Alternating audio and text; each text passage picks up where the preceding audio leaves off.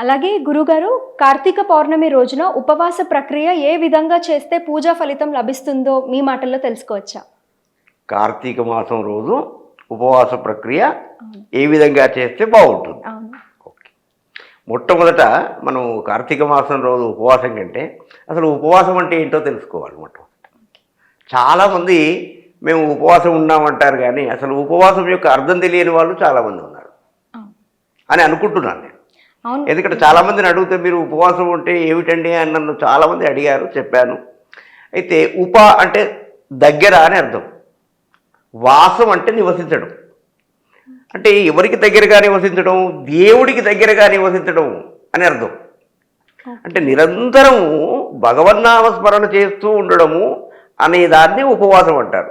అంటే పూర్తిగా భగవన్నామస్మరణ చేస్తూ మనం పనులు మానేసి కూర్చోవడం కాదు. దేవుడు ఏం చెప్పాడు? రామకృష్ణ పరమహంస అంటారు, do all your duties but keep mind on the God. మీరు మీ వృత్తులు చేసుకోండి, మీ వృత్తులన్నీ చేసుకోండి, ఏం తప్పు లేదు. కానీ మీ మనస్సు మాత్రం భగవంతునిపై కేంద్రీకరించండి. ఈ ఉపవాసం అంటే ఒకటే పూట భోజనం చేయడాన్ని ఉపవాసం అనడమ్మా. ఒక పూట భోజనం చేయడాన్ని నక్తం అంటారు. నక్తం అని ఒకటి ఉంది. నక్తం అంటే రాత్రి అని అర్థం సంస్కృతంలో. ఏకభుక్తం అని కూడా పర్యాయ పదాలు ఉన్నాయి ఉపవాసానికి. ఏకభుక్తం అంటే ఒకేసారి, భుక్తం అంటే భోజనం, ఒకసారి భోజనం చేయడం. ఇట్లా ఏకభుక్తం చేసేటువంటి మహానుభావులు ఉన్నారు. అట్లా మరి ప్రతిరోజు ఏకభుక్తం చేసేవారు రోజు ఉపవాసం ఉన్నట్లే కదా. కానీ అలా ఉపవాసం ఉండి కొంతమందిని నేను చూశాను. అంటే ఆడవాళ్ళను అని కాదు కానీ కొంతమంది ఆడవాళ్ళే అనడం విన్నాను నేను. వాళ్ళ మీద నాకు వేరే ఉద్దేశం కాదు. వదినమ్మా ఏం చేస్తున్నారు, బాగున్నారా అని వాళ్ళని పని కట్టుకొని పలకరించి, ఈరోజు నాకు ఒక్క పొద్దు ఉపవాసం ఉన్నాను, ఉదయం నుండి సాయంకాలం వరకు ఖచ్చితంగా మినిమం, ఇక మ్యాక్సిమం ఏమో కానీ ఒక 50 నుండి 100 సార్లు చెప్తారమ్మా, నేను ఉపవాసం ఉన్నాను. దానివల్ల ఎంత దోషం వస్తుందంటే వీళ్ళు గత ఎన్నిసార్లు అన్నారో అన్ని 100 రోజుల ఉపవాసాల పుణ్యాలన్నీ కూడా నశించిపోతాయి. కాబట్టి ఇక్కడ నేను చెప్పేది ఏమిటంటే ఉపవాసం అంటే ఎవ్వరికీ చెప్పకూడదు. ఒక దీక్షలాగా మన మనస్సుకు మాత్రమే, మన ఇంట్లో వాళ్ళకి తెలిస్తే ఓకే పర్వాలేదు, వాళ్ళు ఎవరు పరిగట్టుకొని చెప్పరు బయటకు వెళ్ళి పక్క వాళ్ళతో. కాబట్టి ఉపవాసం అంటే మన ఇంట్లో కార్యక్రమాలన్నీ చేస్తూ ఓపికగా ఉంటూ, ఆ రోజు మనల్ని ఎవరైనా ఏమైనా అన్నా కూడా ఇంకా కొంచెం అది పరీక్షగా భావించి మనము భగవన్నామస్మరణ నిరంతరం చేస్తూ మన కార్యక్రమాలను నిర్వర్తిస్తూ చాలా ఓపికగా ఉంటే భగవంతుడికి అత్యంత అనతి కాలంలో మనం దేవుడికి దగ్గరగా వస్తుంది ఈ ఉపవాస ప్రక్రియ ద్వారా. అందున కార్తీక మాసంలో ఉపవాసం అంటే ఇక అది అనంత కోటి పుణ్యఫలాలు ప్రాప్తింపజేస్తాయి. దాన్ని చెప్పడానికి మాటలు చాలవు, భాష కూడా చాలు. అంత గొప్ప ఉపవాసం అంటే వీలైనంత తక్కువ మాట్లాడాలి ఆ రోజు అని కూడా పెద్దవాళ్ళు చెప్తూ ఉంటారు కదా. అయితే వాక్శక్తి 4 విధాలుగా ఉంటుంది తల్లి. పశ్యంతి, మధ్యమ, పర, వైఖరి అని 4 రకాల వాక్కులు. మనకు తెలిసింది ఒకే వాక్ అనుకుంటాం మనం మాట్లాడేది. అయితే సరస్వతీదేవి అంత బహిరూపిణి, అంటే బయట కనిపించే దేవత, లౌకిక విద్య. అంతర్రూపిణిలో మనకు మీరు అమ్మవారు ఎవరంటే లలితా పరాభట్టారిక ఫోటో చూడండి. లలితా పరాభట్టారిక ఫోటో చూస్తే లక్ష్మీదేవి, సరస్వతీదేవి ఇద్దరు కూడా ఆమెకు వీవెన వీస్తూ ఉంటారు గాలి. అవును. అలాగే ఆమెకు కుడివైపున రాజమాతంగి, ఆమెనే మన శ్యామలాదేవి అని కూడా అంటారు. ఎడమ వైపున దండినీదేవి ఉంటుంది, వారాహి దేవత ఉంటుంది, సైన్యాధ్యక్షుడు. అయితే ఈ సరస్వతీదేవి బహీదేవి, అంటే లౌకిక విద్యలు ఉన్నాయి కదా ఇప్పుడు, ఈ ఎంటెక్లు, బీటెక్లు, బిఎస్సీలు, ఎంఎస్సీలు ఇవన్నీ కూడా సరస్వతి.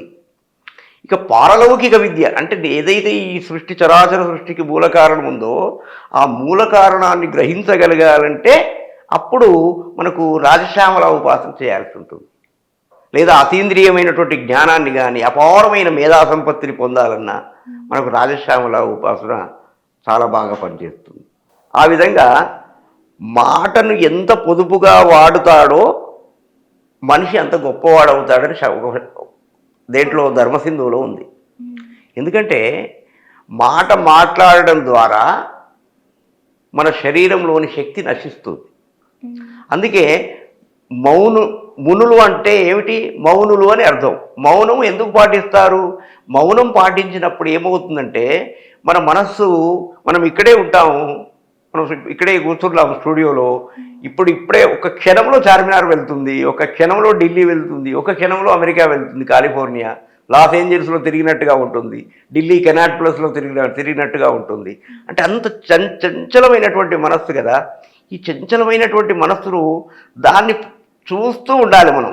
ఏదైనా భగవన్నామ స్మరణ చేస్తూ అది ఏమేమి చేస్తుంది, ఎటెటు వెళ్తుంది, అది వెళ్ళి తిరిగి అలసిపోతుంది. అలసిపోయి ఎంత వెళ్ళినా లాభం లేదు అని చివరికి వచ్చి మళ్ళీ తన స్థానంలో కూర్చుంటుంది. అప్పుడు మనస్సు ఏకాగ్రతమవుతుంది. మనస్సు ఎప్పుడైతే ఏకాగ్రత చెందుతుందో మనిషి సమాధి స్థితికి వెళ్ళేటువంటి పరిస్థితిలో ఉంటాడు. అప్పుడప్పుడు మనకు ప్రయాణం చేసేటప్పుడు బస్సులో ఊరికనే ఇట్లా నిద్ర వచ్చేస్తుంది చూడండి, ఆ స్థితి వచ్చేస్తుంది మనకు ఆటోమేటిక్గాను, మాట్లాడడం తగ్గించడం వల్ల. మళ్ళీ ఇంకొకటి ఏమిటంటే మౌనంగా ఉండడం వల్ల మనం తప్పులు మాట్లాడలేము, ఎవరిని నొప్పించలేము, మన శక్తులు పెరిగే అవకాశం ఉంటాయి, వాక్శుద్ధి ఎక్కువ అవుతుంది. మనం ఏదైనా మాట్లాడితే నిజాలు జరిగే అవకాశాలు ఉంటాయి. ఎక్కువ మంది కూడా జ్యోతిష్యంలో కొంతమంది మహాత్ములు, ఇప్పుడు నేను అని చెప్పుకోను కానీ చాలామంది తక్కువగా మాట్లాడడానికి కారణం ఏమిటంటే వాళ్ళ వాక్కు ఫలిస్తుంది. ఒకవేళ ఏదైనా ముహూర్తాలు పెట్టారనుకోండి, దాంట్లో ఏమైనా దోషాలు ఉంటే మీకు ఏం కాదండి, ఆ అమ్మవారి దయ ఉంది అని అన్నామనుకోండి, వారికి ఏమి కాదు, అంతే. ఇలా చాలా సంఘటనలు జరిగాయి. నేను అయితే చాలామంది గతాన్ని చెప్తుంటారు, ఫాస్ట్ అని చెప్పరు, భవిష్యత్తును. నేను భవిష్యత్తును చెప్పే జ్యోతిష్యుడు, భవిష్యత్తును కూడా చెప్తాను. దానికి చిన్న ఉదాహరణ చెప్తాను. ఒకరోజు మా అబ్బాయి ఈరోజు బయటకు వెళ్ళకురా, నీకు యాక్సిడెంట్ అవుద్ది అని చెప్పాను. వాడు కొంచెం లీడరు, స్టూడెంట్ లీడరు. ఎట్లా ఉంటుంది, ఎవరు వినలా, నాన్నగారు మీ నమ్మకాలు మీవి, మా నమ్మకాలు నావి అని వెళ్ళిపోయారు. వెళ్ళి ఒక ట్రాక్టర్కు వీరు స్కూటీ మీద ముగ్గురు వెళ్తున్నారు, ఆ ట్రాక్టర్ వచ్చి కొట్టేస్తుంది. యాక్సిడెంట్ జరిగింది, పెద్ద నేషనల్ హైవే మీద పడిపోయారు. విచిత్రం ఏం జరిగిందంటే అమ్మ అంటే ఏదో ఒక నీడలాగా కనిపించిందట వాడికి. అంటే ఏమీ రాకుండా ఆ క్షణంలో ఏమైనా లారీలు, పెద్ద లారీలు వచ్చేసి పైనుంచి వెళ్ళిపోతే ప్రాణాలు పోయేటి కదా. అప్పుడు కాస్త దెబ్బలతో బయటపడి ఒక 20-30 మంది ఇంటికి వచ్చారు. లీడర్ కాబట్టి వాడు వెంట ఉంటారు ఎప్పుడు. అట్లా అంటే వాక్శుద్ధి. నేను శుక్రవారం నాడు మౌనవ్రతం పాటిస్తారమ్మా. ఇంతకుముందు అంటే ఇప్పుడు ఈ మధ్యలో పాటించడం లేదు, ఈ ఏకభుక్తం నుండి. అట్లా వాక్శుద్ధి ఎలా వస్తుంది అంటే తక్కువ మాట్లాడడం వల్ల వస్తుంది. మరి తక్కువ మాట్లాడేటప్పుడు ఏం చేయాలి? ఏదైనా పుస్తకాలు, సద్గ్రంథ పఠన లేదా భగవన్నామ స్మరణ చేయడం వల్ల ఈ యొక్క ఉపవాసం యొక్క ఫలితం ఇంకా రెట్టింపు అయ్యే అవకాశం ఉంటుంది.